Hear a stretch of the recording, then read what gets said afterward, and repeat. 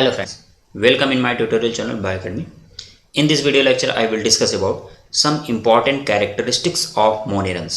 इसके पहले हम लोग बायोलॉजिकल क्लासिफिकेशन के फर्स्ट लेक्चर में बेसिक ऑफ क्लासिफिकेशन या किंगडम क्लासिफिकेशन के बारे में डिस्कस कर चुके हैं। उस लेक्चर की लिंक इस लेक्चर के डिस्क्रिप्शन बॉक्स में दे दी गई है, आप लोग इजीली यहाँ से देख सकते हैं। और दोस्तों लेक्चर को देखते समय आपको कोई भी डाउट हो किसी भी टॉपिक में तो आप लोग कमेंट बॉक्स में भेज सकते हैं, या तो नीचे दिए गए इस नंबर पे आप लोग कोई भी क्वेरी हो तो पूछ सकते हैं। तो आइए स्टार्ट करते हैं मोनेरा को स्टार्ट करते समय हम लोग देखेंगे कि यहाँ पे मोनेरा होता क्या है, इसके इंपॉर्टेंट कैरेक्टरिस्टिक्स क्या हैं, इसके एग्जाम्पल क्या हैं। तो ये सारी चीज़ें हम लोग इस लेक्चर में डिस्कस करेंगे।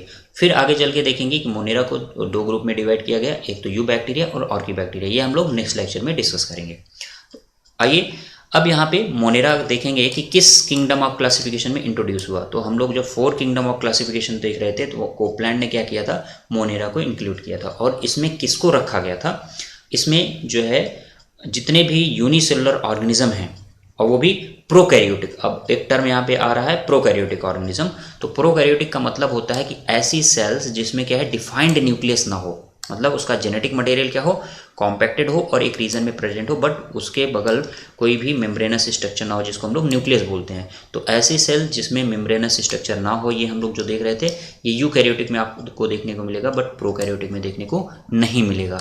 तो प्रोकैरियोटिक ऑर्गेनिज्म में क्या हो जाएगा कि डिफाइंड न्यूक्लियस वहाँ पे एब्सेंट होगा। तो मोनेरास वही हैं, they are unicellular and prokaryotic organism. Prokaryotic means they does not have defined nucleus. Okay, तो उसको बोलते हैं प्रोकैरियोटिक। तो मोनेरा क्या है, फिर से आपको बता दे रहा हूँ, they are unicellular prokaryotic organism. हाँ, यहाँ पे यूनिसेलुलर क्या, कुछ कॉलोनियल फॉर्म हो सकता है, कुछ फिलामेंटस फॉर्म हो सकता है, बट मल्टी सेलुलर फॉर्म नहीं होगा। आपको ये चीज़ याद रखनी है, क्योंकि आपको डाउट हो रहा होगा कि हम लोग देखते हैं कॉलोनियल फॉर्म, फिलामेंटस फॉर्म होता है बैक्टीरिया का, जहाँ पे एक से ज़्यादा सेल बैक्टीरिया के मिल करके रहती हैं, तो उसको हम लोग कॉलोनियल फॉर्म या फिलामेंटस फॉर्म बोलेंगे, बट वहाँ पे मल्टी सेलुलर स्ट्रक्चर नहीं बोलेंगे उसको। तो ये चीज़ आपको याद रखनी है। ओके, अब इन्होंने क्या किया कि जो कोपलैंड थे, इन्होंने क्या किया, मोनेरा को इंट्रोड्यूस किया। तो अगर ये भी आपको एग्जाम में पूछ लिया जाए कि in which kingdom of classification monera introduced, तो 4 किंगडम क्लासिफिकेशन में इंट्रोड्यूस किया गया था इसको। फिर आर.एच. व्हिटेकर ने 5 किंगडम क्लासिफिकेशन में क्या किया था, फंजाई को अलग किया था प्लांटी। ओके, और ये जितने भी क्लासिफिकेशन की बेसिस हैं, और ये डिटेल में आपको बता दिया गया लास्ट लेक्चर में। तो वहाँ पे basis of classification cell complexity थी, उसकी हैबिटाट था, उसका न्यूट्रिशन किस तरीके का है। ओके, तो on the basis of nutrition ये सारी चीज़ें को इंक्लूड करके क्लासिफिकेशन किया गया था ऑर्गेनिज्म को। अब जैसे जैसे एक्सपेरिमेंट बढ़ता गया, होता गया, वैसे वैसे देखा गया, ये पाया गया कि जो इस अर्थ पे सबसे पहले इनहेबिटेंट थे वो मोनेरन्स थे, और इसका जो मोनेरा का सोल मेंबर है वो बैक्टीरिया है। तो अगर एग्जाम में आपको प्रोकैरियोटिक सेल के बारे में आ जाए या बैक्टीरियल सेल के बारे में आ जाए, तो आपको ये कन्फ्यूज नहीं होना है कि हम बैक्टीरिया के बारे में बताएं या किसी दूसरे के बारे में पूछ रहे हैं, क्योंकि हम लोग जो मोनेरा में पढ़ते हैं वो किसी एक बैक्टीरिया को एग्जाम्पल मान करके उसके बारे में सारी कैरेक्टरिस्टिक्स डिस्कस करते हैं। ओके, तो आपको ये कंफ्यूज नहीं होना है कि हमको मोनेरा के बारे में बताना है, कि प्रोकैरियोट के बारे में बताना है, कि बैक्टीरिया के बारे में बताना है। तो अगर आपको मोनेरा के बारे में कुछ इंपॉर्टेंट कैरेक्टरिस्टिक्स आ रहे हैं तो आपको बता देना है, जो भी हम लोग डिस्कस करेंगे। या प्रोकैरियोटिक सेल के बारे में बताना है तो आप एग्जाम्पल लीजिएगा बैक्टीरिया का, उसके बारे में जो भी अभी हम लोग पढ़ेंगे उसके बारे में सब आपको बताना है। ओके, तो हमने देखा कि जो मोनेरन्स थे वो इस अर्थ पे सबसे पहले फर्स्ट इनहेबिटेंट थे, और इसका सोल मेंबर क्या है, बैक्टीरिया है। Okay, it includes most ancient, smallest, simplest and abundant micro organism. Micro organism मतलब जो छोटे हों, बहुत छोटे हों। ओके, जिसको हम लोग अनएडेड आई से ना देख पाएँ ज़्यादा से ज़्यादा, तो उनको वो माइक्रो ऑर्गेनिज्म है। अब यहाँ पे they are basically unicellular prokaryote. Unicellular prokaryote जैसा कि मैंने बताया अभी क्या होते हैं, ये यूनिसेलुलर होते हैं। प्रोकैरियोटिक का मतलब क्या हो, जिसके अंदर डिफाइंड न्यूक्लियस नहीं होता। मे बी फिलामेंटस और कॉलोनियल, ये कॉलोनियल फॉर्म या फिलामेंटस फॉर्म में हो सकते हैं, मतलब सेल अरेंज होकर के एक फिलामेंट बना सकती है। अभी हम लोग आगे देखेंगे कि क्या होता है कॉलोनियल और filamentous form. They are found everywhere. Everywhere मतलब कहीं पे भी, सॉइल में, वाटर में, एयर में, कहीं पे भी ये प्रेजेंट हो सकते हैं। इसके लिए हम लोग टर्म यूज करते हैं कॉस्मोपॉलिटन। तो बैक्टीरिया मोनेरन्स आर कॉस्मोपॉलिटन, मतलब दे आर फाउंड एवरीवेयर। तो ये टर्म आपको नहीं भूलना है। Okay, during classification besides morphological character, इसके अलावा हम लोग क्या इंक्लूड करते हैं, मॉर्फोलॉजी मतलब उसके जो आउटर स्ट्रक्चर है उसके अलावा क्या क्या इंक्लूड करते हैं, बायोकेमिकल, इकोलॉजिकल, फिजियोलॉजिकल कैरेक्टर को भी इंक्लूड किया जा सकता है, मतलब क्लासिफिकेशन के करते समय। इसकी सिर्फ ऐसा नहीं है कि हम लोग ऐसा देख रहे हैं कि मान लीजिए कोई बैक्टीरिया स्फेरिकल है या कोई रॉड शेप है या कोई फिलामेंटस है, इसके अलावा भी हम लोग क्या देखते हैं उसमें फिजियोलॉजी उसकी क्या है, इकोलॉजिकल कैरेक्टर क्या है, कहाँ पे पाया जाता है, उसके अंदर बायोकेमिकल नेचर क्या है, मतलब डीएनए, आरएनए, प्रोटीन किस तरीके से प्रेजेंट है, ये सारी बेसिस होती हैं क्लासिफिकेशन, ड्यूरिंग क्लासिफिकेशन के समय ये सब बेसिस होती हैं। ओके, नेक्स्ट हम लोग देखते हैं कि साइटोप्लाज्म में क्या होता है किसी एक मोनेरा में। अब हम लोग यहाँ पे क्या कर रहे हैं, किसी एक बैक्टीरिया का एग्जाम्पल ले रहे हैं। ओके, तो यहाँ पे हम लोग देखेंगे कि बैक्टीरिया में जब देखेंगे साइटोप्लाज्म उसका, तो वहाँ पे मेम्ब्रेन बाउंड सेल ऑर्गेनल क्या होंगे, वहाँ पे एब्सेंट होंगे। तो cytoplasm lacks membrane bound cell organelles, मतलब कोई भी मेम्ब्रेन बाउंड सेल ऑर्गेनल नहीं होगा। बट कौन सा सेल ऑर्गेनल प्रेजेंट होता है उसके अंदर, तो राइबोसोम। अब हमको पता है कि राइबोसोम क्या होते हैं, they are membrane less cell organelle, मतलब इनमें मेम्ब्रेन नहीं होती। और राइबोसोम जो है प्रोकैरियोटिक में अलग टाइप के होते हैं, यूकैरियोटिक में अलग टाइप के होते हैं। जितनी भी यूकैरियोटिक सेल आप देखेंगे तो वहाँ पे आपको 80S टाइप मिलेगा, और प्रोकैरियोटिक जितने भी देखेंगे, चाहे आप आर्की बैक्टीरिया ले लें चाहे यू बैक्टीरिया ले लेंगे, तो वहाँ पे 70S टाइप का होता है। तो आपको ये याद रखना है कि साइटोप्लाज्म में, बैक्टीरिया के साइटोप्लाज्म में कोई भी मेम्ब्रेन बाउंड सेल ऑर्गेनल नहीं होता। ओके, बट वहाँ पे कौन सा सेल ऑर्गेनल होता है, मेम्ब्रेनलेस, और उसका नाम है राइबोसोम, जो कि हम लोग देखते हैं। और किस तरीके का राइबोसोम है, 70S टाइप का। कौन सा है, 70S टाइप का है। न्यूक्लियस इनडिस्टिंक्ट, मतलब क्लियरली डिफाइंड नहीं है, तो आपने पहले ही पढ़ चुका है इसको कि बैक्टीरियल सेल में न्यूक्लियस इनडिस्टिंक्ट होता है। ओके, डिफाइंड न्यूक्लियस नहीं होता है। और यहाँ पे जो लैक ऑफ ट्रू क्रोमोसोम है, यहाँ पे हम लोग क्रोमोसोम देखते हैं ना, इस तरीके से जनरली स्ट्रक्चर देखते हैं क्रोमोसोम का। ओके, बट यहाँ पे क्या होता है, यहाँ पे ट्रू क्रोमोसोम भी एब्सेंट होता है। डबल स्टैंडर्ड, यहाँ पे जो डीएनए होता है वो कैसा होता है, सर्कुलर होता है, डबल स्टैंडर्ड होता है। और ये जो है double standard circular DNA compact, अब जैसे मान लीजिए इतना बड़ा है सेल, हमारी इतनी बड़ी है बैक्टीरियल सेल, तो इस डीएनए को इसमें एकोमोडेट होना है, तो मतलब पहले इसको कॉम्पैक्ट होना पड़ेगा। कॉम्पैक्ट होने के लिए क्या चाहिए, प्रोटीन चाहिए जो उसको कॉम्पैक्ट कराए। तो यहाँ पे डबल स्टैंडर्ड सर्कुलर डीएनए को कॉम्पैक्ट कराने के लिए जो प्रोटीन होती है वो नॉन हिस्टेन प्रोटीन होती है, जिसको हम लोग बोलते हैं पॉलीमाइंस। तो आपको इस प्रोटीन का नाम भी याद रखना है। ओके, कि कौन सी प्रोटीन जो है कॉम्पैक्शन में हेल्प करती है, तो ये हेल्प करती है पॉलीएमाइंस। पॉलीएमाइंस जो है कॉम्पैक्शन में हेल्प करती है in case of bacterial cell. और यहाँ पे बैक्टीरियल सेल का डीएनए कैसा है, डबल स्टैंडर्ड सर्कुलर डीएनए है, लीनियर डीएनए नहीं है, जो कि हम लोग यूकैरियोटिक सेल में देखते हैं, वहाँ पे लीनियर डीएनए होता है। ओके, फिर हम लोग देखेंगे कि अब ये कॉम्पैक्ट होकर के एक रीजन में प्रेजेंट होगा, जिसको हम लोग बोलते हैं न्यूक्लियोइड। तो न्यूक्लियोइड का है, हम लोग कह सकते हैं chromosomal region where compacted DNA present, this is known as nucleoid. Okay, अभी हम लोग सारा फिर डिटेल में और स्टडी करेंगे कि न्यूक्लियोइड में कौन कौन से पार्ट होते हैं, डीएनए, आरएनए, प्रोटीन क्या क्या होती है, ये सारा का सारा हम लोग देखेंगे। प्रीडोमिनेंट मोड ऑफ न्यूट्रिशन जो होता है मोनेरन्स में एब्जॉर्प्टिव टाइप होता है। इसमें और भी हो सकते हैं, क्या कहते हैं, फोटोऑटोट्रॉपिक भी हो सकता है, लिथोट्रॉपिक भी, मतलब फोटोलिथोट्रॉपिक भी हो सकता है, कीमोऑटोट्रॉपिक भी हो सकते हैं। But most predominant mode of nutrition क्या होगा, एब्जॉर्प्टिव टाइप। मतलब ये क्या करेंगे, केमिकल सिक्रीट करेंगे उस फूड सब्सटेंसेस पे और उसको डिग्रेड करेंगे, वहाँ से जो भी न्यूट्रिशन होगा उसको एब्जॉर्ब कर लेंगे। नेक्स्ट हम लोग देखेंगे molecular homology used in determining different taxa. मतलब यहाँ पे डिफरेंट टैक्सा से इसको डिटरमाइन बताने के लिए मॉलिक्यूलर होमोलॉजी यूज़ की जाती है। मॉलिक्यूलर होमोलॉजी क्या होती है कि यहाँ पे डीएनए के स्ट्रक्चर के बारे में, कि किस तरीके से ये एक दूसरे से एंसेस्ट्री रिलेशनशिप रखते हैं डिफरेंट टैक्सा से, ये बताने के लिए हम लोग क्या यूज करते हैं, मॉलिक्यूलर में हम लोग बेसिकली क्या यूज करेंगे, डीएनए देखेंगे, क्योंकि डीएनए जो है प्रीडोमिनेंट माना जाएगा, क्योंकि डीएनए से आरएनए का फॉर्मेशन देना, आरएनए से प्रोटीन। बट मॉलिक्यूलर में हम लोग डीएनए, आरएनए, प्रोटीन तीनों को यहाँ पे स्टडी करेंगे। किसके लिए करेंगे, use in determining different taxa के बताने के लिए। With the help of molecular homology find out that archaebacteria is the most primitive of all the monerans. अब यहाँ पे आप लोग अभी डिस्कस करेंगे जब आर्कीबैक्टीरिया, तो वहाँ पे देखेंगे कि 60S राइबोसोम जो होता है उसके बेसिस पे आर्कीबैक्टीरिया को ऑब्जर्व किया गया और बताया गया कि जो इस अर्थ पे मोस्ट प्रिमिटिव मोनेरन्स थे वो क्या थे, आर्की बैक्टीरिया हैं। और यहाँ पे जैसा कि मैंने बताया था स्टार्टिंग में कि मोनेरन्स को दो ग्रुप में डिवाइड किया गया, you bacteria and Archie bacteria. You bacteria मतलब ट्रू बैक्टीरिया बोलते हैं, जो बैक्टीरियल कैरेक्टरिस्टिक्स होगी उसको ये फॉलो करेगा।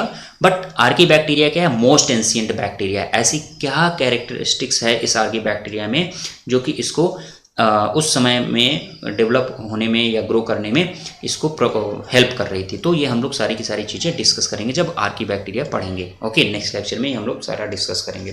तो आइए स्टार्ट करते हैं फिर से साइज के बारे में कि बैक्टीरिया की साइज कितनी होगी, कौन सी बैक्टीरिया एनेडेडाइट से देखी जा सकती है, कौन सी सिंपलेस्ट है। तो यहाँ पे हम लोग देखेंगे बैक्टीरिया की साइज होती है वो 0.2 माइक्रोमीटर से क्या है 0.2 माइक्रोमीटर से 2 माइक्रोमीटर तक होती है इन डायमीटर। डायमीटर मतलब इसमें डायमीटर इतना होगा और इसका जो लेंथ होगा वो क्या होगा, लेंथ 0.525 माइक्रोमीटर होगा। इसकी अगर लेंथ देखी जाए तो कितना हो जाएगा 0.525 माइक्रोमीटर। तो डायमीटर और लेंथ हमको भूलनी नहीं है कि मान लीजिए ये डायमीटर हो गया, ये लेंथ हो गई इसकी। तो आप लोग ये देख सकते हैं कि इसको हम लोग एनेडेडाइट से नहीं देख सकते, लेकिन कुछ हमारे पास एग्जाम्पल हैं जैसे थायोमैग्राइटा नैबीबियंसिस। तो ये जो है इसको हम लोग अनएडेड आई से देख सकते हैं। और दूसरा एग्जाम्पल है इप्यूलोपीसियम फिसलसोनी, इसको हम लोग अनएडेड आई से देख सकते हैं। मतलब इसके लिए कोई भी माइक्रोस्कोप की ज़रूरत नहीं है, नॉर्मल लेंस के थ्रू भी ये देखा जा सकता है। बट यहाँ पे हम लोग देखेंगे कि सिंपलेस्ट फॉर्म, अगर हम लोग सिंपलेस्ट फॉर्म की बात करें कि कौन सा जीनस जो है सिंपलेस्ट फॉर्म है और सबसे स्मॉलेस्ट है, तो स्मॉलेस्ट है तो स्मॉलेस्ट के बारे में हम लोग देखेंगे। सबसे स्मॉलेस्ट माइकोप्लाज्मा, जीनस माइकोप्लाज्मा। इसके जो भी स्पीसीज होगी वो क्या होंगी, बहुत ही स्मॉल होगा, 0.3 माइक्रोमीटर इन डायमीटर। इसका डायमीटर कितना हो जाएगा, 0.3 माइक्रोमीटर का होगा। शेप की बात करें तो शेप में यहाँ पे 4 बेसिक शेप होते हैं। आपको एनसीईआरटी का एक डायग्राम यहाँ पे दिया गया है, आप लोग इसको भूलिएगा नहीं। क्यों नहीं भूलिएगा, क्योंकि डायरेक्ट यहाँ से पूछ लेता है। यहाँ पे बैसिलस लिखा है ना, बैसिलस की जगह ABCD आपको दे देगा, नंबर दे देगा, कुछ भी दे देगा, और आपसे पूछ लेगा A क्या है, B क्या है, या स्पोर की जगह दे देगा यहाँ पे ये क्या डिनोट कर रहा है। तो आपको जितने भी एनसीईआरटी के डायग्राम हैं, एनसीईआरटी के डायग्राम इसीलिए मैं लेक्चर में ऐड करता हूँ जिससे कि आपको साथ ही साथ वो भी क्लियर होते चले।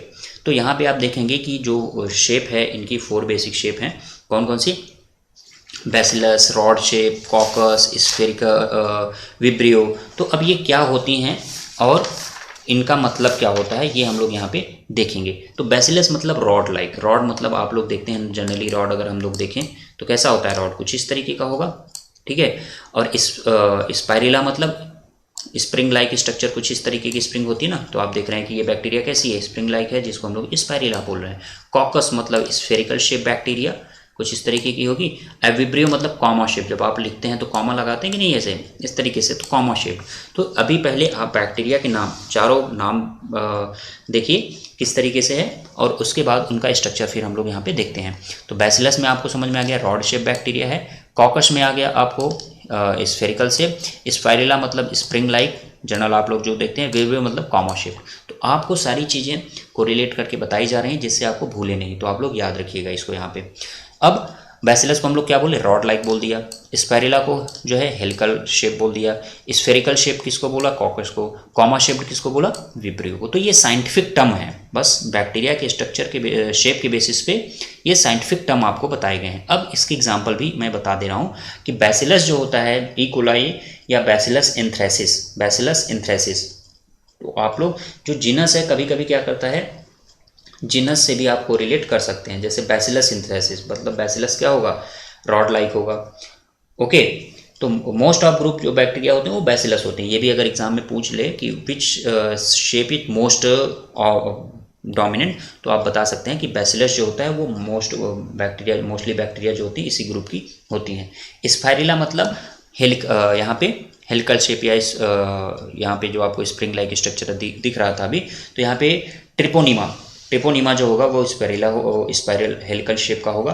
फिर कॉकस की बात करें तो डिप्लोकॉकस निमोनी क्या होता है, डिप्लोकॉकस जो हम लोग वहाँ पे पढ़ते हैं 12th क्लास में भी डिस्कस करेंगे इसको, डिप्लोकॉकस निमोनी। तो यहाँ पे या स्ट्रेप्टोकॉकस निमोनी।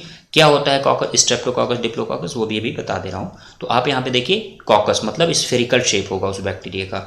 विब्रियो कोलेरी में आप लोग देखते हैं जब कोलेरा कॉज करने वाले बैक्टीरिया को विब्रियो कोलेरी, तो नाम से ही पता चल रहा है कि यहाँ पे जीनस जो है विब्रियो कोलेरी होगा। तो कभी कभी आपको जो शेप है वो जीनस जो है हो जाता है, जैसे विब्रियो कोलेरी, जीनस क्या है विब्रियो, और ये किस शेप का है तो विब्रियो शेप में हम लोग कॉमा शेप का देखते हैं।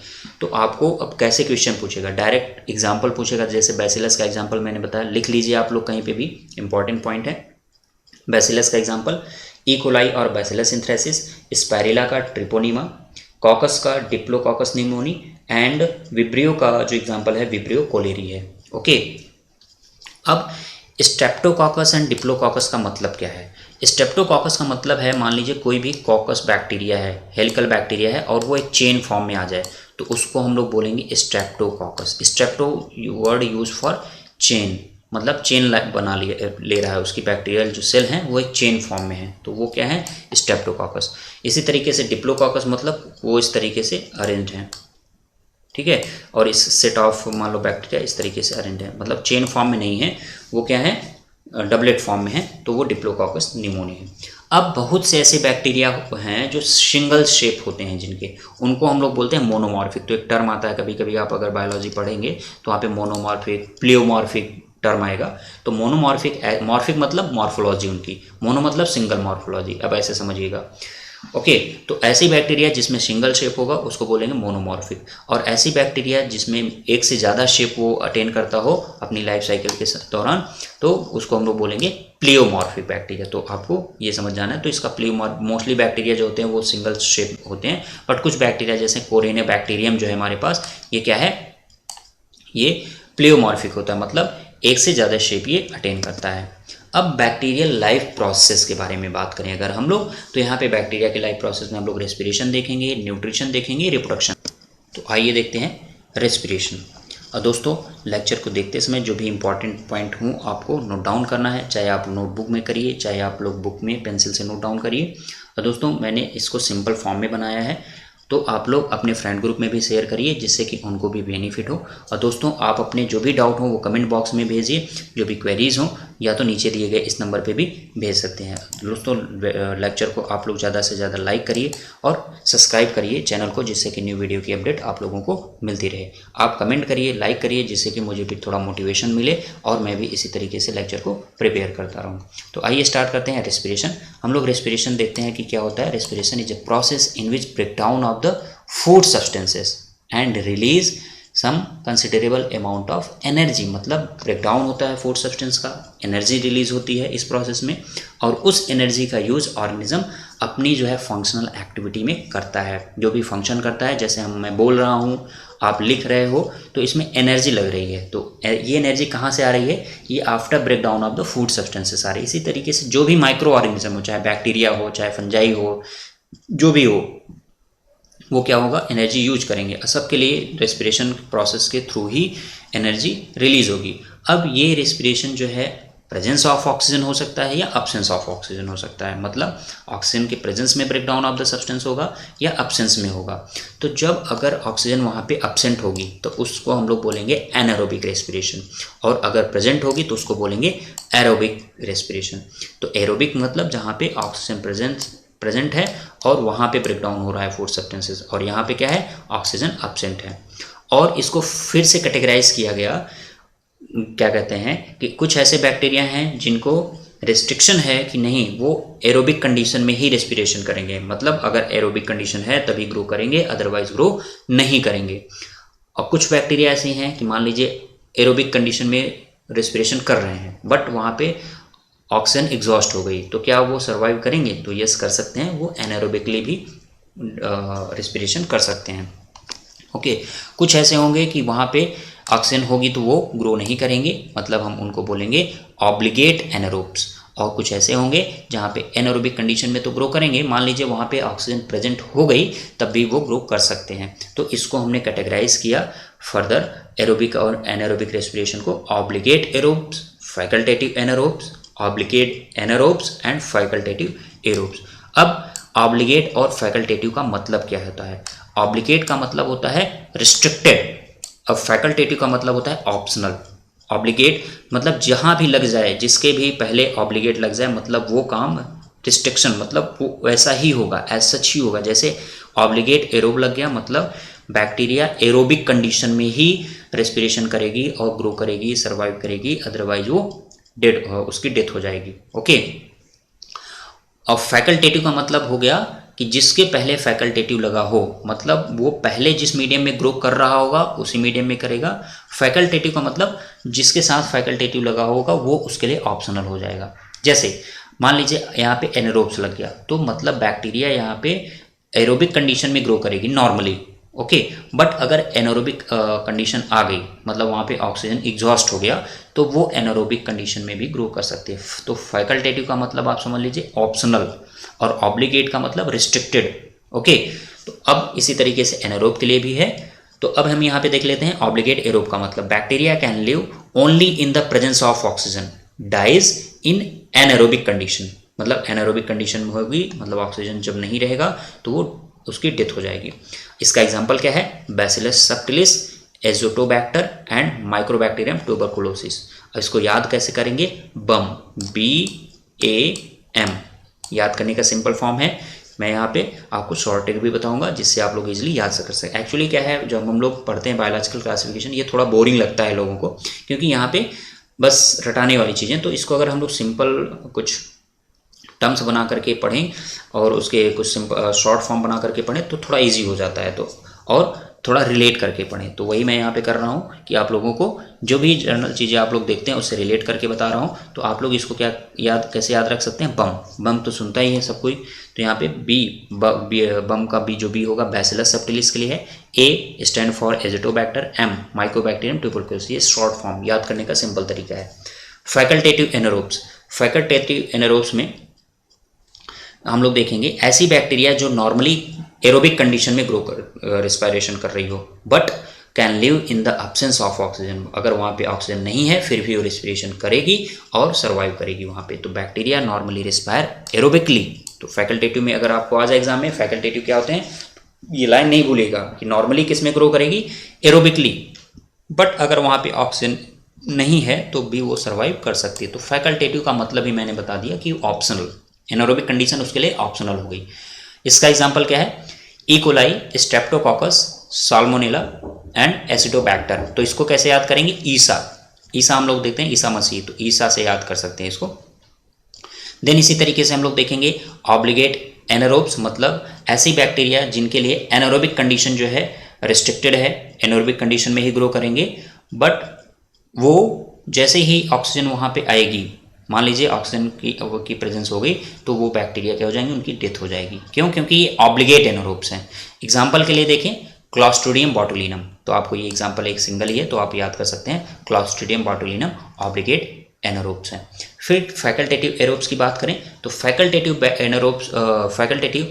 एरोब्स का मतलब ये है कि नॉर्मली बैक्टीरिया एनारोबिक कंडीशन में ग्रो करेगी, बट फैकल्टेटिव एरोब्स लग गया ना, मतलब इसके पास ऑप्शन हो गया कि ये एरोबिक कंडीशन में भी ग्रो कर सकती है। तो ऐसी बैक्टीरिया जो नॉर्मली एनारोबिक कंडीशन में ग्रो करें, बट अगर एरोबिक कंडीशन आ जाए, तो आप ये कंफ्यूज मत होइएगा, यहाँ पे गलत लिखा, गलत नहीं लिखा है। फैकल्टेटिव का मतलब मैंने बताया कि ये ऑप्शनल हो जाता है ऐसी बैक्टीरिया के लिए जो जिनका नॉर्मल मोड कुछ और हो, बट फैकल्टेटिव एरोब लग गया तो मतलब ये एरोबिक कंडीशन में भी ग्रो कर सकती हैं। इसी तरीके से यहाँ पे भी है फैकल्टेटिव एनारोब्स लिखा है, तो फैकल्टेटिव एनारोब का मतलब नॉर्मली किस में ग्रो करेगा? एरोबिक कंडीशन में ग्रो करेगा, बट ये सर्वाइव कर सकता है एब्सेंस ऑफ ऑक्सीजन। तो इसी तरीके से आप लोग देख रहे हैं कि रेस्पिरेशन में हमने देखा एनारोबिक और एरोबिक होता है। फिर एनारोबिक और एरोबिक को हम लोग कैटेगराइज किए, obligate aerobes, facultative anaerobes, obligate anaerobes and facultative aerobes. अब हम लोग देखेंगे न्यूट्रिशन के बारे में। तो न्यूट्रिशन क्या होती है? Nutrition is a process in which organism get their nutrients. अब यहाँ पे जो न्यूट्रिशन होता है वो दो तरीके का होगा, या तो ऑटोट्रॉपिक होगा, ऑर्गेनिज्म होगा खुद सेल्फ बनाएगा, और या तो दूसरे से लेगा। तो जो अगर खुद बनाएगा तो उसको बोलते हैं हम लोग ऑटोट्रॉपिक बैक्टीरिया, और जो दूसरे ऑर्गेनिज्म पे डिपेंड होता है तो उन बैक्टीरिया को हम लोग क्या बोलेंगे? Heterotrophic bacteria. अब यहाँ पे देख सकते हैं synthesize their food from inorganic substances, and heterotrophic में क्या होता है? Obtain their food from any organic source. क्यों ऑर्गेनिक सोर्स बोल रहे हैं? क्योंकि देखिए जब जैसे हम लोग हैं तो हम लोग किसके ऊपर डिपेंड हैं, प्लांट के ऊपर। प्लांट क्या करता है, सनलाइट के प्रेजेंस में इनऑर्गेनिक कंपोनेंट को ऑर्गेनिक कंपोनेंट में कन्वर्ट करता है, और वही हम लोग लेते हैं। तो और इसी तरीके से बैक्टीरिया भी हैं, तो बैक्टीरिया कोई भी, चाहे वो डेड पार्ट हो, चाहे मान लीजिए लिविंग सब्सटेंसेस हो, तो वहाँ पे जो जिस भी स्ट्रक्चर पे प्रेजेंट होता है जहाँ से वो अपने न्यूट्रिएंट्स को लेता है, तो वो ऑर्गेनिक पार्ट होते हैं। तो अगर ऑर्गेनिक पार्ट से ले रहा है मतलब वो हेटेरोट्रॉपिक, वो पहले किसी न किसी के द्वारा बनाए गए होंगे, क्योंकि ऑर्गेनिक जो है या तो सिंथेटिक हो सकता है या तो नेचुरल। तो नेचुरली होगा तब भी बनाया गया होगा, तो नेचुरली जब बनाया गया है तो वो क्या हो जाएगा, वो दूसरे के लिए हेटेरोट्रॉफिक का काम का मतलब जो उसको उस पर डिपेंड होगा वो हेटेरोट्रॉफिक होगा। और ऑटोट्रॉपिक में क्या होगा, जो उसको बनाएगा, न्यू फॉर्म करेगा। तो और न्यू फॉर्म करने के लिए ऑर्गेनिक कभी भी डायरेक्ट नहीं बनता, वो इनऑर्गेनिक कंपोनेंट से बनते हैं। चाहे आप एग्जांपल के लिए प्लांट फोटोसिंथेसिस का देखिए कि वहाँ पे इनऑर्गेनिक सब्सटेंस से ऑर्गेनिक सब्सटेंस बनता है। तो ऑटोट्रॉपिक बैक्टीरिया ऐसे बैक्टीरिया हैं जो कि इनऑर्गेनिक सब्सटेंस से अपने फूड को बनाते हैं, और हेटेरोट्रॉपिक ऐसे बैक्टीरिया हैं जो कि ऑर्गेनिक सोर्स या ऑर्गेनिक मैटर के ऊपर डिपेंड होते हैं। और वहाँ पे जो इलेक्ट्रॉन डोनर होगा वो क्या होगा, ऑर्गेनिक सब्सटेंस होंगे, और यहाँ पे जो इलेक्ट्रॉन डोनर होगा वो इनऑर्गेनिक सब्सटेंस होंगे। ओके, ये क्लियर है। नेक्स्ट हम लोग यहाँ पे देखते हैं कि अब ऑटोट्रॉपिक बैक्टीरिया को भी दो में कैटेगराइज किया गया, photolitho autotroph and कीमोलिथो autotroph. Litho का मतलब जहाँ पे भी आ जाए मतलब समझ लेना इनऑर्गेनिक सब्सटेंस। ओके, लिथो का मतलब इनऑर्गेनिक सब्सटेंस है। तो यहाँ पे अभी हम लोगों ने देखा ही है कि जो इलेक्ट्रॉन डोनर होता है वो क्या होता है, इनऑर्गेनिक सब्सटेंस होते हैं। और ऐसी बैक्टीरिया जो सनलाइट के प्रेजेंस में अपना भोजन बना रहे हो तो उनको बोलते हैं फोटोलिथो ऑटोट्रॉप। और ऐसे बैक्टीरिया जो केमिकल का यूज करके बना रहे हैं, एनर्जी जो मिल रही है वो केमिकल के थ्रू मिल रही है, उसको बोलते हैं हम लोग कीमोलिथो ऑटोट्रॉप। तो फिर हम लोग देखते हैं कि फोटोलिथो ऑटोट्रॉप को कैटेगराइज करते हैं green sulphur bacteria and purple sulphur bacteria. तो ऐसे अब अगर लाइट की प्रेजेंस में अगर कोई भी काम हो रहा है मतलब वहाँ पे पिगमेंट चाहिए, और यहाँ पे ग्रीन सल्फर बैक्टीरिया के केस में जो पिगमेंट होता है वो क्या होता है, बैक्टीरियोविडिन। क्या होता है, बैक्टीरियोविडिन, ये आपको भूलना नहीं है, बैक्टीरियोविडिन।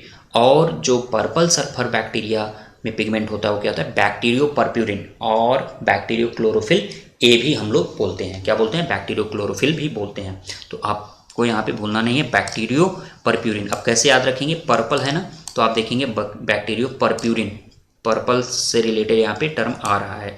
अब बैक्टीरियो विडिन, अब अगर पर्पल यहाँ पे हो गया तो ग्रीन सल्फर के लिए बैक्टीरियो विडिन हो जाएगा। इसका एग्जाम्पल है क्लोरोबियम, और इसमें एग्जाम्पल हम लोग देखेंगे क्रोमेटियम, थायोस्पाइरलम, ये एग्जाम्पल हम लोग पर्पल सल्फर में देखेंगे। इसी तरीके से कीमोलिथो ऑटोट्रॉप देख लेते हैं। तो जो कीमोलिथो ऑटोट्रॉप होंगे वो क्या कहते हैं, अपना भोजन जो बनाएंगे वो इनऑर्गेनिक सब्सटेंस से बनाएंगे, बट यहाँ पे जो एनर्जी यूज हो रही है वो केमिकल कोई कंपोनेंट है उसके थ्रू हो रहे, मतलब उसका ऑक्सीडेशन होगा, उसके बाद फिर अपना भोजन वो बना सकते हैं। तो ऐसे एग्जाम्पल में हम लोग देखते हैं क्या होते हैं, जैसे थायोबैसिलस हो गया, थायोऑक्सीडेंस हो गया, या नाइट्रीफाइंग बैक्टीरिया हम लोग देखते हैं, नाइट्रोसोमोनास या नाइट्रोकॉकस बैक्टीरिया जो होते हैं वो होते हैं कीमोलिथो ऑटोट्रॉप का एग्जाम्पल। तो एग्जाम में डायरेक्ट पूछा है एक बार क्वेश्चन कि नाइट्रीफाइंग बैक्टीरिया आर, तो नाइट्रीफाइंग बैक्टीरिया कीमोलिथो ऑटोट्रॉप्स। ओके, अब यहाँ से आपको क्लियर हो गया होगा। दोस्तों मैंने इस लेक्चर को या न्यूट्रिशन को या रेस्पिरेशन को बहुत ही टैबुलर फॉर्म में बनाने की कोशिश किया हूँ, तो आप लोग ज़्यादा से ज़्यादा अपने फ्रेंड ग्रुप में भी शेयर करिए और कमेंट करके बताइए कि कहाँ पे आपको डाउट है, या जो भी आपको डाउट हो वो कमेंट कर सकते हैं। ओके, हेटेरोट्रॉपिक नेक्स्ट हम लोग डिस्कस करेंगे हेटेरोट्रॉपिक बैक्टीरिया। हेटेरोट्रॉपिक मतलब जैसा कि मैंने बताया, ये बैक्टीरिया ऐसे होंगे जो कि अपना भोजन वो किसी दूसरे ऑर्गेनिक सोर्स से डायरेक्ट जो है लेंगे, और यहाँ पे जो इलेक्ट्रॉन डोनर होगा वो क्या होगा, ऑर्गेनिक कंपोनेंट होंगे।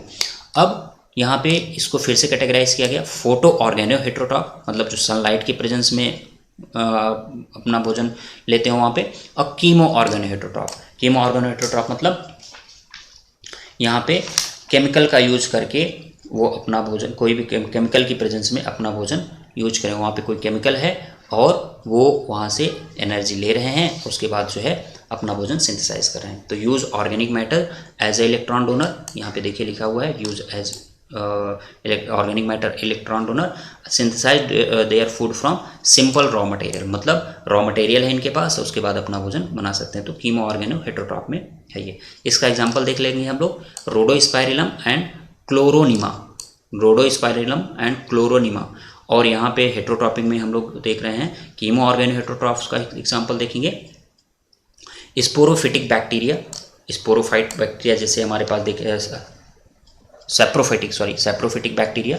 सैप्रोफिटिक बैक्टीरिया में ऐसी बैक्टीरिया जो अपना भोजन डेड एंड डिकेइंग सब्सटेंसेस से लेते हो। ओके, और इसका एग्जांपल हम लोग देखते हैं बैसिलस वल्गैरिस, माइकोबैक्टीरियम या क्लॉस्ट्रीडियम बोटुलिनम। ये सारा का सारा कैसे हैं? कीमो ऑर्गेनो हेटरोट्रॉप्स हैं। फिर सिम्बायोटिक बैक्टीरिया, सिम्बायोटिक बैक्टीरिया में आप देख सकते हैं जैसे राइजोबियम है, एजोटोबैक्टर है। पैरासिटिक बैक्टीरिया, पैरासिटिक बैक्टीरिया में माइक्रोबैक्टीरियम लेप्रा। ओके, तो ये सारे किसके एग्जाम्पल हैं? कीमो ऑर्गेनो हेटरोट्रॉप्स के एग्जाम्पल हैं। तो आपको यहाँ पे क्या याद रखना है कि कौन सी बैक्टीरिया किस कैटेगरी में रखा गया है और किनका क्या मतलब होता है, ये हमको यहाँ पे देखना है। नेक्स्ट हम लोग देखते हैं रिप्रोडक्शन के बारे में। तो रिप्रोडक्शन क्या होता है? Reproduction is a process in which organism can form their new young ones similar to itself, जो उसी के जैसा हो। जैसे बैक्टीरिया है तो वो बैक्टीरिया ही बनाएगा, प्लांट है तो प्लांट ही बनाएगा, एनिमल है तो एनिमल ही बनाएगा। एनिमल में भी मान लीजिए हॉर्स है तो हॉर्स बनाएगा। तो इस तरीके से रिप्रोड्यूस करे तो उसको हम लोग बोलते हैं, इस प्रोसेस को बोलते हैं रिप्रोडक्शन बोलते हैं। अब बैक्टीरिया जो है asexual, most of mode of reproduction जो होता है वो असेक्सुअल होता है। इसमें ट्रू सेक्सुअल रिप्रोडक्शन एब्सेंट होता है। ओके, बट यहाँ पे मान लीजिए जेनेटिक एक्सचेंज के थ्रू होता है तो उसको हम लोग बोलते हैं सेक्सुअल रिकॉम्बिनेशन। आपको अगर कहीं मिल जाए कि सेक्सुअल रिप्रोडक्शन इन बैक्टीरिया तो वो थोड़ा गलत होगा। यहाँ पे क्या होगा? सेक्सुअल रिकॉम्बिनेशन हम उसको बोलते हैं। क्यों? क्योंकि यहाँ पे ट्रू सेक्सुअल रिप्रोडक्शन एब्सेंट होता है। ओके, अब असेक्सुअल रिप्रोडक्शन में कौन कौन सी मेथड है? तो मेन मेथड जो आपको याद रखनी है, एग्जाम में भी पूछता है कि common method in bacteria for asexual reproduction, वो बाइनरी फ्यूजन होती है। बाइनरी फ्यूजन मतलब क्या होता है कि फेवरेबल कंडीशन में, आपको ये भी याद रखना है कि अनफेवरेबल में डिवाइड होता है कि फेवरेबल में, तो आपको देखना है कि फेवरेबल कंडीशन में सेल जो है बैक्टीरियल सेल डिवाइड होकर के दो नई डॉटर सेल बना लेती है। अब कैसे बनती है ये हम लोग देखेंगे। तो यहाँ पे क्या होता है, मान लीजिए बैक्टीरियल सेल है, ठीक है, प्लाज्मा मेम्ब्रेन, सेल में वॉल, मेसोसोम्स। अब मेसोसोम्स क्या करता है, धीरे धीरे डिवाइड होकर के दो पार्ट में डिवाइड हो जाता है और वो अटैच हो जाता है जेनेटिक मटेरियल के साथ, जेनेटिक मटेरियल के साथ, और बैक्टीरियल जेनेटिक मटेरियल के साथ अटैच होकर के इसको भी दो पार्ट में डिवाइड कर देता है। जैसे ही डिवाइड कर देता है वैसे ही न्यू सेल वॉल का फॉर्मेशन होना स्टार्ट हो जाता है। आप यहाँ पे देख सकते हैं न्यू सेल वॉल का फॉर्मेशन स्टार्ट हो जाएगा। और कुछ समय के बाद यहाँ पे सरफेस डिप्रेशन, मतलब अब यहाँ पे जो सेल वॉल है वो धीरे धीरे इन दोनों की ब्रेक हो जाएगी और ये फिर दो पार्ट में डिवाइड हो जाएंगे। तो हम यहाँ पे देख रहे हैं कि विद द हेल्प ऑफ मेसोसोम्स, जब मेसोसोम्स देखेंगे तो हम लोग देखते हैं कि सेंट्रल मेसोसोम्स होता है, पेरिफेरल मेसोसोम्स होता है। तो जो सेंट्रल मेसोसोम्स होता है वो सेल डिवीजन में पार्टिसिपेट करता है। तो आपको ये भी याद रखना है कि during binary fission central mesosome participate करता है कि पेरिफेरल मेसोसोम पार्टिसिपेट करता है। ओके, तो आपको याद रखना है सेंट्रल मेसोसोम पार्टिसिपेट करता है उसके। अब यहाँ पे क्या किया, मेसोसोम ने अटैच हुआ जेनेटिक मटेरियल के साथ इसके, और अटैच होने के बाद इसको दो पार्ट में डिवाइड किया, मतलब यहाँ पे सेल वॉल का फॉर्मेशन हुआ, सेल मेम्ब्रेन का फॉर्मेशन हुआ, और आगे चल के बैक्टीरिया दो उस न्यू डॉटर सेल में डिवाइड हो गई। अब फिर ये फेवरेबल कंडीशन में ग्रो करेंगी और इंडिविजुअल सेल बना लेंगे। फिर इसी तरीके से प्रोसेस चलती रहती है। बडिंग प्रोसेस है जिसमें क्या होता है, बड के थ्रू भी बैक्टीरिया डिवाइड कर सकता है, बट बहुत कम। सिस्ट, अब एक हम लोग पढ़ते हैं पेरिनेशन। पेरिनेशन क्या होती है? It is a process in which bacteria escape their unfavourable condition. तो बैक्टीरिया क्या करते हैं यहाँ पे डिवाइड, एक्चुअली ये मेन मोड नहीं है असेक्सुअल रिप्रोडक्शन का, ये कह सकते हैं कि बस रेजिस्टेंस शो करता है अनफेवरेबल कंडीशन में। तो वो स्ट्रक्चर है सिस्ट या एंडोस्पोर, अभी हम लोग देखेंगे। तो सिस्ट क्या होता है, formed by deposition of the additional layer covered by existing cell wall. जो भी सेल वॉल है उसके ऊपर कोई एडिशनल लेयर बन जाती है और वहाँ पे क्या कहते हैं, अनफेवरेबल कंडीशन में वो अपने जेनेटिक मटेरियल को कंजर्व करता है, जिससे कि जैसे ही फेवरेबल कंडीशन आए और यहाँ पे ये अपने आप को फिर से डिवाइड कर पाए। तो यहाँ पे जैसे मान लीजिए इस समय इस कंडीशन क्या है, इस समय हर कोई यही चाहता है कि कोरोना के समय में कि देखिए अपने आप को सेफ रखें, फिर आगे चल के हम कुछ भी काम कर सकते हैं, तो मतलब अपने आप को भी बचा रहा है लोग। तो सेम इसी तरीके से बैक्टीरिया भी करता है कि अनफेवरेबल कंडीशन में अपने जेनेटिक मटेरियल को या अपने जो भी सेलुलर कंटेंट है उसको बचाने की कोशिश करता है। जैसे ही फेवरेबल कंडीशन आएगी वो क्या करेगा, ग्रो कर जाएगा फिर से। ओके, तो सिस्ट क्या है, कोई मोड नहीं है, ये पेरिनेटिंग स्ट्रक्चर है। पेरिनेटिंग स्ट्रक्चर का मतलब क्या होता है कि ऐसे स्ट्रक्चर जो कि किसी भी ऑर्गेनिज्म को बचाने की कोशिश कर रहे हो अनफेवरेबल कंडीशन में, जैसे ही फेवरेबल कंडीशन आएगी वो स्ट्रक्चर फिर से ग्रो करेंगे और न्यू इंडिविजुअल ऑर्गेनिज्म बना लेंगे। तो सिस्ट कुछ इसी तरीके का है। तो सिस्ट जो है रेजिस्टेंट टू डेसिकेशन, ये डेसिकेशन के लिए रेजिस्टेंट होता है, मतलब वहाँ पे अगर कहीं डेसिकेशन है तो उसके लिए रेजिस्टेंस शो करेगा, बट हीट नॉट हीट, मतलब अगर ज़्यादा हीट है तो ये डिस्ट्रॉय हो जाएगा। मतलब जो सिस्ट स्ट्रक्चर बना हुआ है ये हाई हीट पे डिस्ट्रॉय हो जाएगा, बट डेसिकेशन के लिए रेजिस्टेंट है। ओके, मतलब वाटर लॉस को प्रिवेंट कर सकता है। नेक्स्ट हम बात करेंगे एंडोस्पोर की। एंडोस्पोर क्या होते हैं, ये भी एक पेरिनेटिंग स्ट्रक्चर है। ये क्या होते हैं, इंट्रासेलुलर रेस्टिंग बॉडी है। जैसा कि अभी सिस्ट में देखा था कि वहाँ पे पूरा का पूरा सेल जो है कंजर्व हो जाता है, यहाँ पे क्या होता है कुछ पार्ट, मान लीजिए सेल है, सेल के अंदर ये जेनेटिक मटेरियल है, तो ये जेनेटिक मटेरियल कंजर्व होगा। तो आप यहाँ पे देख रहे हैं जेनेटिक मटेरियल कंजर्व होगा, तो यहाँ पे इंट्रासेलुलर रेस्टिंग बॉडी, इसलिए इसको बोलते हैं it is intracellular resting body. तो सिस्ट और एंडोस्पोर में अगर कभी डिफरेंस आ जाए तो आप लोग ये बताएंगे कि सिस्ट जो है पूरी पूरी सेल को वो किया जाता है और एंडोस्पोर में इंट्रासेलुलर रेस्टिंग बॉडी है। Part of original cell is utilized, मतलब कुछ पार्ट जो ओरिजिनल सेल का यूटिलाइज होता है, उसमें क्या होता है कि अनफेवरेबल कंडीशन में कुछ एक्स्ट्रा मेम्ब्रेन और एक्स्ट्रा केमिकल का डिपोजिशन हो जाता है, जिसके कारण उसका जेनेटिक मटेरियल क्या रहता है, सिक्योर रहता है। और जैसे ही फेवरेबल कंडीशन आएगी ये यहाँ से सारी की सारी मेम्ब्रेन डिस्ट्रॉय होंगी और जो जेनेटिक मटेरियल है वो डिवाइड करके न्यू इंडिविजुअल इंडिपेंडेंट ऑर्गेनिज्म बना लेगा। अब आइए देखते हैं इसके बारे में। with few exception it formation restricted to some large gram negative bacilli। Bacillus अभी हम लोगों ने देखा था, रॉड शेप बैक्टीरिया के बारे में बात कर रहा है। Typically one endospore are formed in vegetative cell. तो अगर ये पूछ ले कि endospore form in reproductive cell और वेजिटेटिव सेल, तो वेजिटेटिव सेल में आपको बताना है, रिप्रोडक्टिव सेल में नहीं बताना है, ड्यूरिंग अनफेवरेबल कंडीशन। और वहाँ पे देखेंगे कि जब बनेगा तो सेंट्रल कोर पार्ट है, ये कोर पार्ट है, इसके बाद मेम्ब्रेन है, सेल वॉल है, कॉर्टेक्स है, देन स्पोर कोट होती है। तो यहाँ पे जो इसका कोर पार्ट है, it consist of central protoplast, मतलब core part, mainly compose of DNA, tRNA, ribosome, accessory factors, और फैक्टर्स कौन से हो सकते हैं, एसएएसपीज। एसएएसपीज का फुल फॉर्म क्या होता है, स्मॉल एसिड सॉल्युबल प्रोटीन्स। और इसका फंक्शन, ये फैक्टर क्या करते हैं, ये प्रोटीन क्या करते हैं, they protect the DNA from UV radiation. मतलब यूवी रेडिएशन होगा तो ये अपने डीएनए को कंजर्व कर सकते हैं इस स्ट्रक्चर के थ्रू। मतलब यूवी रेडिएशन का यहाँ पे कोई इफेक्ट नहीं पड़ेगा due to this protein, okay, SASPs के द्वारा। और साथ ही साथ यहाँ पे क्या होता है कि कैल्शियम डाइपिकोलिनेट या डाइपिकोलिनिक एसिड भी प्रेजेंट होता है।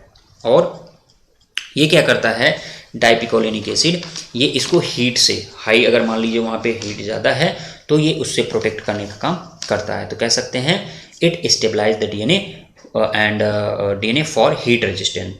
तो हीट रेजिस्टेंट के लिए कौन प्रोवाइड करता है, कैल्शियम डाइपिकोलिनेट। कैल्शियम यहाँ पे क्या करता है, it provide resistant to oxidant, ठीक है, ऑक्सीडाइजिंग एजेंट, ऑक्सीडाइजिंग एजेंट जो भी होंगे उससे जो प्रोटेक्ट करने का काम करेगा कैल्शियम करेगा। और डाइपिकोलिनेट किससे करता है, हीट रेजिस्टेंट प्रोवाइड करता है विद इन द कोर। अब कोर में क्या प्रेजेंट है, जो भी डीएनए प्रेजेंट होंगे, आरएनए प्रेजेंट होंगे, एंजाइम्स हो सकते हैं, तो वहाँ पे ये आप लोग देखेंगे कि कैल्शियम डाइपिकोलिनेट का क्या मतलब होता है। Multi layered region around the core. अब ये कोर के ऊपर जो मल्टी लेयर रीजन है, ये वाला देख रहे हैं आप लोग, इसको क्या बोलते हैं, इसको बोलते हैं कॉर्टेक्स। तो आप यहाँ पे देख सकते हैं कि ये क्या है, कॉर्टेक्स है। अब कॉर्टेक्स में इनर वॉल हो सकती है, आउटर वॉल हो सकती है, तो आप लोग इसको भी देख सकते हैं। उसके बाद फिर हम लोग यहाँ पे देखेंगे क्या कहते हैं, स्पोर कोट के बारे में। स्पोर कोट में भी आप लोग यहाँ पे देखेंगे, ये स्पोर कोट है, तो यहाँ पे इनर स्पोर कोट और आउटर स्पोर कोट हो सकती है। और इस कुछ बैक्टीरिया ऐसे होते हैं जिनके पास जो स्पोर कोट के ऊपर भी एक मेम्ब्रेन होती है जिसको बोलते हैं एक्सोस्पोरियम। क्या बोलते हैं, एक्सोस्पोरियम। ये बेसिकली आपको बैसिलस सीरीज में देखने को मिलेगा। तो आप लोग ये बता सकते हैं कि यहाँ पे कोर क्या होता है, कोर में कौन कौन से केमिकल प्रेजेंट होते हैं, तो DNA, tRNA, ribosome, accessory factor वगैरह प्रेजेंट होते हैं। कौन सा फैक्टर जो है रिस्पॉन्सिबल होता है, यूवी रेजिस्टेंट प्रोवाइड करता है, एसएएसपीज करता है।